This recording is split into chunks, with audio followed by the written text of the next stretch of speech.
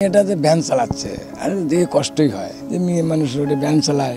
Van চালিয়ে সংসারের হাল ধরেছেন 25 বছর বয়সী সুলতানা খাতুন। মেলা লোকে কয় কিন্তু তুই গাড়ি চালাচ্ছ কেন আমার পেটা দেয় আমরা গাড়ি চালাচ্ছি। স্বপ্ন ছিল বিয়ে করে স্বামীর ঘরে গিয়ে বাঁধবেন সুখের ঘর, কিন্তু নির্মম বাস্তবতা ধূলিসাৎ করে দিয়েছে তার স্বপ্নগুলোকে। গাঁজা খাইছে, মদ খাইছে, বড়ি খাইছে, খাই আমার মেয়েটা দিন বেড়ে অত্যাচার হয়েছে। পাবনার ফরিদপুর উপজেলার বিলচাদু গ্রামের এক যুবকের সঙ্গে সুলতানা খাতুনের বিয়ে হয়েছিল 3 বছর আগে, কিন্তু স্বামী মাদকাসক্ত হওয়ায় বিয়ের প্রথম দিন থেকে শুরু হয় নির্যাতন। পরে বাধ্য হয়ে বাবার বাড়িতে ফিরে আসেন তিনি। বাবা মায়ের অভাবী সংসারের হাল ধরার জন্য কিস্তিতে একটি ভ্যান নিয়ে শুরু করেন তার নতুন জীবন।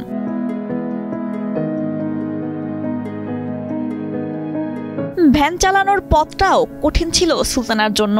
নারী হয়ে ভ্যান চালানোর জন্য প্রায় শুনতে হয়েছে নানা কটূক্তি, সহ্য করতে হয়েছে অপমান আর উপহাস।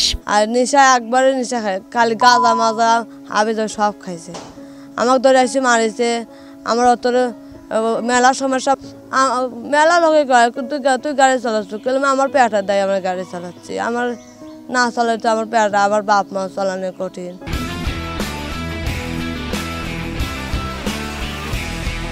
এদিকে মেয়েকে নির্যাতনের হাত থেকে বাঁচাতে নিজের কাছে নিয়ে আসেন সুলতানার গর্ভধারিণী মা। গাঁজা খাইছে, মদ খাইছে, বড়ি খাইছে, খাই আমার মেয়েটা দিন বেড়ে অত্যাচার হয়েছে। আমি একদিন জানি তোর মেয়েন মরিয়েই যায়।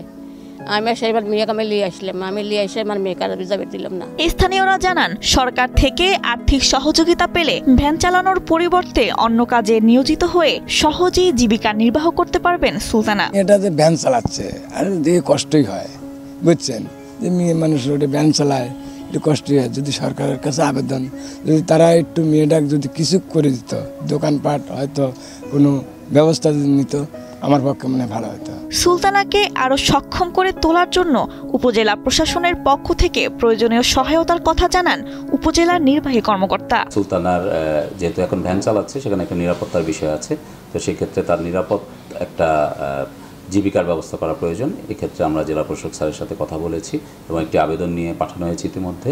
আশা করি খুব দ্রুতই তার জন্য আমরা কিছু করতে পারবো। আমাদের সুলতানা চেয়েছেন তার জন্য যদি একটি দোকান করে দেওয়া যায়, তো তার বাড়ির সামনে জায়গা আছে, সেই জায়গাটাতেই তাকে একটি দোকান করে দেওয়ার উদ্যোগ না হবে। ইনশাল্লাহ আমরা নিজেরাই সব কিছু করে উদ্বোধন করে দিয়ে আমরা সুলতানাকে স্বাবলম্বী করতে সহযোগিতা করব। সমাজের কটু কথা থামাতে পারেনি সুলতানাকে। রোজ ভ্যানের প্যাডেল চালিয়ে প্রমাণ করে দিয়েছেন চাইলেই বদলানো যায় জীবনের গন্তব্য।